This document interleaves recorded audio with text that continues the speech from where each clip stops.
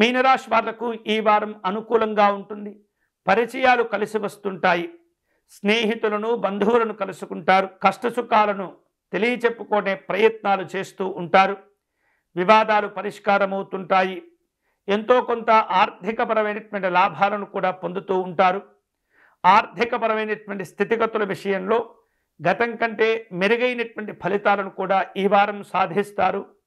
వేరువేరు రూపాలలో మీకు కలిగేటటువంటి ఆలోచనలు అన్నీ కూడా కార్యరూపం దాల్చగలుగుతాయి.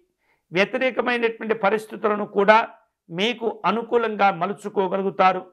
భూములు వాహనాలను కొనుగోలు చేస్తుంటారు. ఆలయాలు ఆశ్రమాలు సందర్శిస్తారు.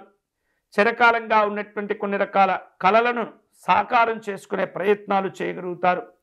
వ్యాపారంలో ప్రోత్సాహం లభిస్తుంది. ఉద్యోగపరమైనటువంటి అంశాల్లో హోదాలను నిలుపుకోగలుగుతారు.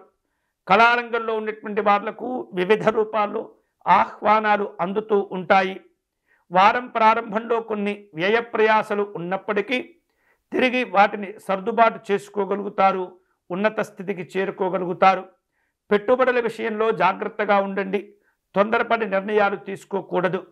అలాగే ఇతరులతో మాట్లాడటం కానీ ఇతరుల గురించి చర్చించే సందర్భంలో ఏమాత్రం కూడా మీ యొక్క పరిమితులను అధిగమించకుండా జాగ్రత్తగా మాట్లాడుతూ ఉండండి. మాటల విలువలు కోల్పోకుండా ఎప్పటికప్పుడు మీరు జాగ్రత్తలు తీసుకోవాలి.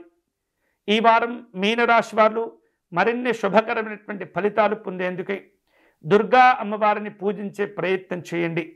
దుర్గా అమ్మవారికి కుంకుమార్చన నిర్వహించడం, రాహుకాలంలో అమ్మవారికి అర్చన నిర్వహించడం అనేది చాలా చాలా మంచిది.